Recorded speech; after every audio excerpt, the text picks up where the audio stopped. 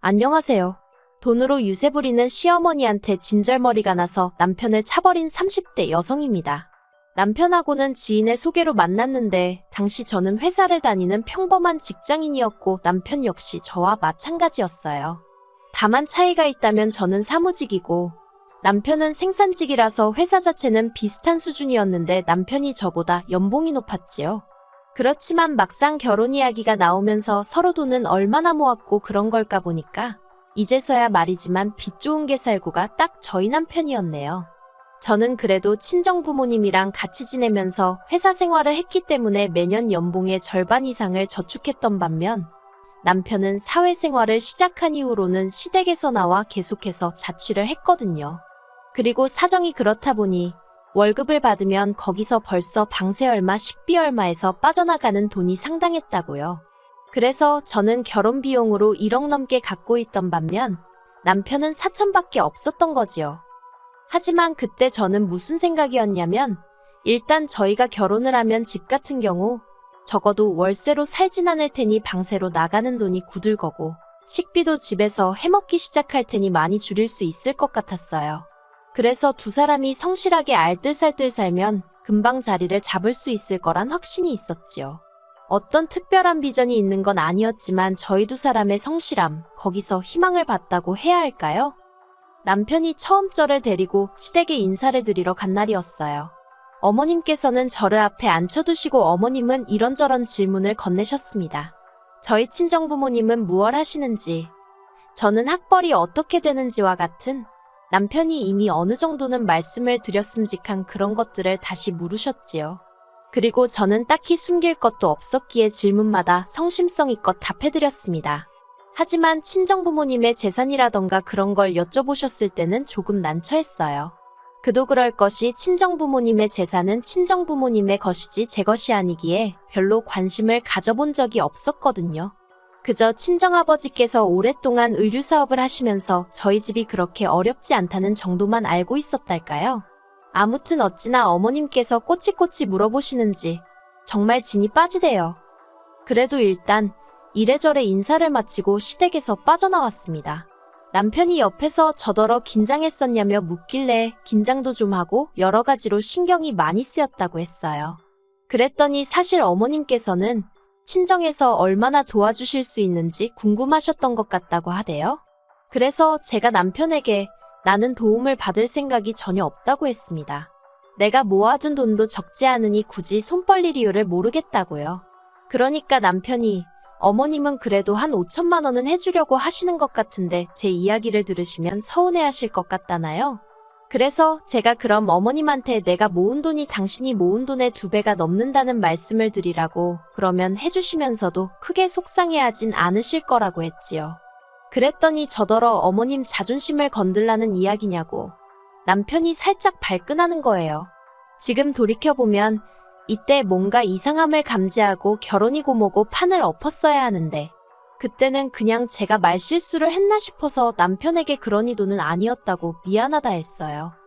그리고 남편 말대로 며칠 뒤 어머님께서 당신이 저희 결혼에 5천만 원을 보태줄 건데 저희 부모님은 어떻게 하실 건지 여쭤보라며 연락이 왔습니다. 그래서 저는 남편에게 했던 말 그대로 전했어요. 친정부모님께는 손 벌리지 않을 생각이라고요. 그러니까 어머님은 그런 건 저 혼자 정하는 게 아니라며 화를 내시대요. 그리고 예단도 해와야 할 거 아니냐고요. 그런데 예단도 사실 생략하려고 하던 참이었거든요. 왜냐하면 계속해서 돈 이야기라 좀 그렇지만 그래도 어쨌든 돈도 제가 더 많이 해가는데 예단까지 하자니 부담스러웠던 게 솔직한 제 심정이었어요. 하지만 어찌나 어머님이 목소리를 높이시던지 당황스러운 마음에 일단은 상의해보겠다고 대답을 했네요. 그리고 친정부모님은 당연히 예단이고 뭐고 필요한 건 다 하라고 하셨습니다. 뭐하러 그런 걸 안 해가서 눈밖에 나느냐고. 남들보다 더는 못해도 남들만큼은 해가라고요.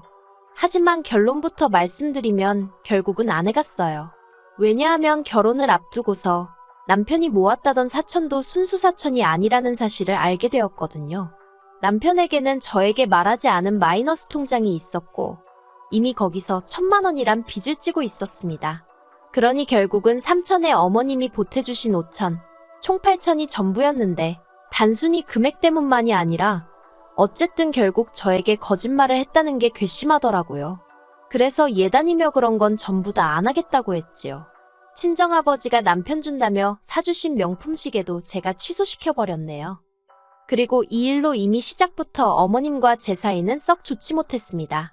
어머님은 남자가 사회생활하다 보면 1,000만 원 정도는 빚을 질 수도 있는 거라며 저더러 밖에 나가보라고 5천이고 1억이고 빚진 사람들이 천지라며 저를 유난스럽다는 식으로 몰아가셨거든요. 그리고 저더러 너는 그렇게 좋은 걸 들고 걸치고 다니면서 예단으로 시애미 가방 하나 해오는 것도 아까웠냐며 짜증을 내시대요. 하지만 일단 저부터 예물 하나 받은 게 없었고 어머님이 말씀하시는 소위 그렇게 좋은 것들은 대부분 친정부모님이 사주시거나 물려주신 것들이었습니다. 그리고 솔직히 생각지도 못한 빚이 1,000만 원이나 있다는데 무슨 좋은 마음이 들어서 명품백을 사드리고 싶었겠어요?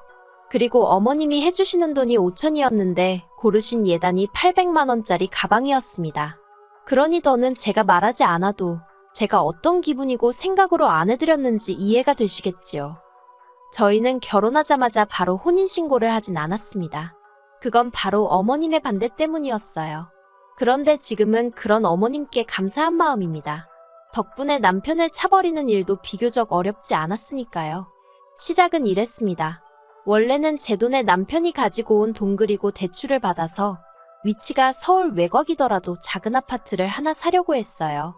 그런데 어머님이 당신 아들이 청약 통장이 있으니 청약을 노려봐야 한다며 아파트를 못 사게 하시더라고요. 그리고 사실 어머님한테 저도 시시콜콜 이야기하진 않았지만 저도 저대로 취직하자마자 만든 청약 통장이 있었거든요. 그래서 속으로 그래. 남편이든 나든 누구 하나만 되면 그것도 나름대로 대박이지 싶긴 했어요. 하지만 동시에 남편이나 저나 딱히 받을 가산점도 없는데 언제까지 청약만 바라보고 있나 싶은 거예요. 저희가 전세만 전전하는 사이에 다른 집들 집값은 다 올라가면 어쩌나 걱정도 되었고 그래서 이런저런 생각으로 골치가 아프던 와중에 친정어머니 아시는 분 중 부동산을 하고 계시던 분이 정말 괜찮은 매물이 하나 나왔다며 연락을 주셨어요.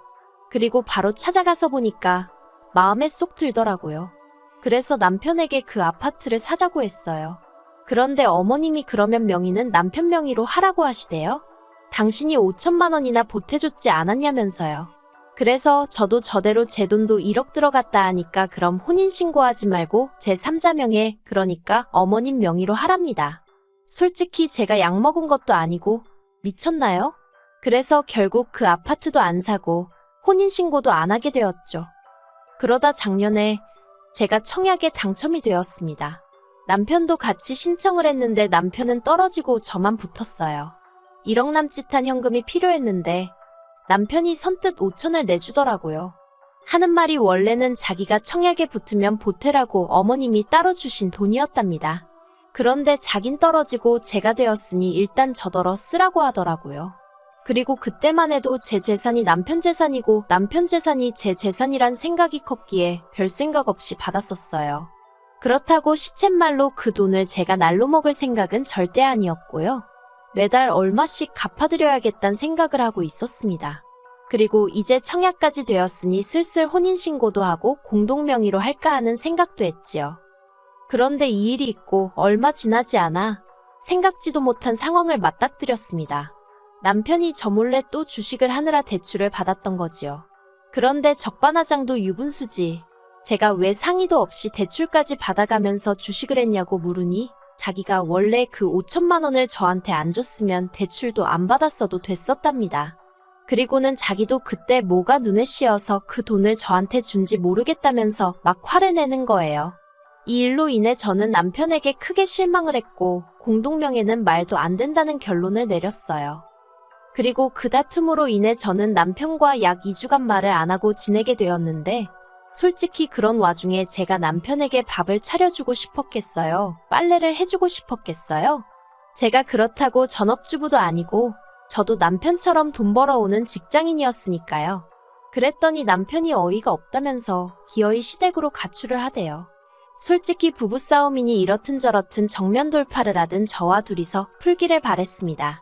하지만 남편이 시댁에 가면서 상황은 걷잡을 수 없이 복잡해졌고 결국 보시다시피 이렇게 갈라서게 된 거예요. 남편이 집을 나간 지 5일째 되던 날, 어머님이 연락도 없이 집에 찾아오셨어요.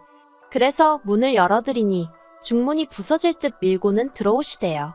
그리고는 이런저런 이야기는 할 것도 없다며 제가 너무 괘씸하니 당신 돈 1억을 토해내랍니다. 그래서 제가 그게 갑자기 무슨 말씀이시냐고, 무슨 1억을 말씀하시는 거냐고 물었어요. 그랬더니 결혼할 때 준 5천하고 이번에 당신 몰래 당신 돈 5천을 제가 빼돌리지 않았냐면서 그거 당장 내놓으라는 거예요. 어이가 없어서 결혼할 때 주신 5천은 저 좋으라고 저한테 주신 돈이 아니지 않냐? 그 돈은 지금 이 집 전세보증금으로 다 들어가 있으니 전세계약 끝날 때 받아가시라 했습니다. 그리고 다른 5천은 빼돌렸다니 그런 말씀 마시라고. 제가 뭐라 말 한마디 한 것도 없는데 어머님 아들이 먼저 쓰라고 준 거라고. 그렇지만 어쨌든 내놓으라니 알겠다 드리겠다 했어요.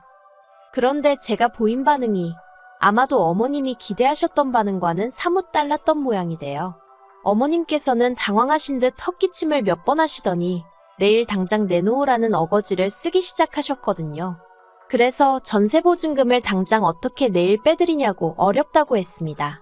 그리고 나머지 5천도 일주일이라도 시간적 여유를 주셔야 하는 거 아니냐고 했지요. 그랬더니 그건 제 사정이지 당신 할 바가 아니라나요? 그러더니 아니면 그 청약 당첨된 아파트 명의를 당신 아들 명의로 바꾸랍니다. 그러면 그 5천은 안 받겠다면서요. 한마디로 어이가 없었죠. 제가 무슨 바보도 아니고 당첨된 아파트는 이미 피가 5천 넘게 붙은 상황이었으니까요. 그래서 어머님더러 세상에 그런 계산법이 어딨느냐고 그렇게는 못 드린다 했습니다. 그리고는 전세보증금 중 5천은 전세계약 끝날 때 드리고 다른 5천은 어떻게든 내일 드릴 테니 기다리시라 했어요. 그랬더니 어머님이 또 말을 바꿔서는 내일까지 무조건 1억을 내놓던가 아니면 명의를 바꿔주던가 둘 다 못할 것 같으면 당신 아들하고 헤어지라대요. 그리고 그 이야기를 듣는 순간 머리를 망치로 한 대 맞은 듯 했습니다.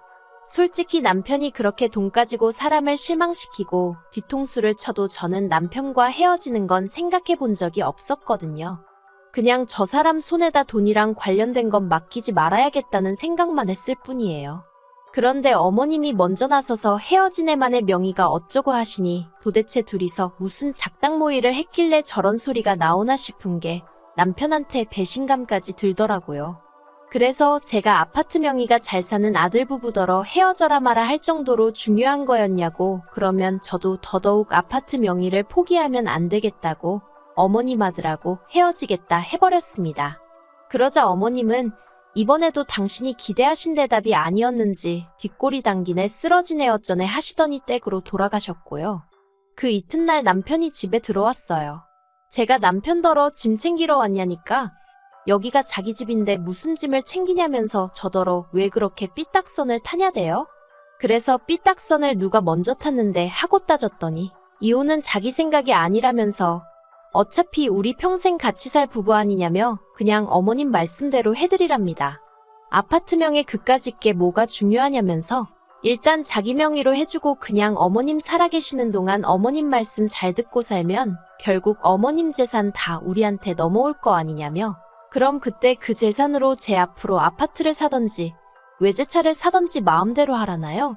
어이가 없어서 제가 남편더러 어머님 뭐 내후년쯤 돌아가시기로 하셨대냐고 소리를 획 질러버렸어요. 그랬더니 저더러 무슨 말을 그렇게 하냐면서 방방 뛰는 거예요. 그래서 제가 남편더러 다 필요 없다고 내일까지 이렇게 다 줄 테니까 그 돈 받고 눈앞에서 꺼지라 했습니다. 당신이랑 나랑 애 낳고 산 것도 아니고 겨우 1년 넘게 살았는데 그까짓 거 뭐 똥 밟았다 생각할 테니까 그 잘난 1억 받아서 어머님이랑 하하호호 즐겁게 살라 했지요. 그랬더니 남편이 저더러 정말 왜 그러냐면서 좀 좋은 쪽으로 생각을 해보라는 입에 침도 안 바르고 씨도 안 먹힐 소리를 하더라고요. 하지만 제가 정말 눈도 안 마주치고 상대도 안 해주니까 지도 자존심이 상한 건지 한 두어 시간 있다가 다시 나가대요. 그리고 결국 그렇게 저희는 갈라섰어요. 이튿날 오전에 친정부모님한테 찾아가 상황을 말씀드리니 바로 1억을 만들어주셔서 어머님한테 보냈습니다. 그랬더니 곧바로 어머님이 전화하셔서는 당신이 진짜 1억 때문에 그랬겠냐면서 저더러 1억 다시 줄 테니까 아파트나 공동명의로 하고 남편한테 미안하다고 전화나 한 통 넣으라대요. 그래서 제가 어머님께 저는 미안한 거 없다 했습니다. 그리고 생각해봤는데 남편은 없어도 되는데 아파트는 없으면 안 되겠다고 막말로 아파트 값이 얼만데 남편이 어느 세월에 그 돈을 벌어오겠냐고 했죠. 그랬더니 어머님이 저더러 괘씸하네 못된 내 돈에 환장했냐? 듣는 둥 마는 둥 하면서 내내 하다가 전화 끊었습니다. 전세집은 집주인에게 상황 설명을 하니 사실 자기들도 계약 연장은 어려울 것 같아서 어떻게 말을 꺼낼지 걱정이었다며 흔쾌히 이해해 주더라고요. 그래서 그 일이 있고 2주 정도 있다가 전세 보증금 다 돌려받았어요. 남편이 결혼할 때 가져온 8천 중 2천은 이것저것 결혼식부터 시작해서 잡다한 거에 썼으니까 그거 빼고 어머님이 땡겨가신 5천 빼고 남편 마이너스 통장 같이 갚았거든요. 그래서 딱히 돌려줄 만한 남은 돈이 없대요. 그래서 하나도 안 돌려줬어요. 그랬더니 남편이 저더러 횡령이네 도둑질이네 하길래 법대로 하던지 말던지 하라 했습니다.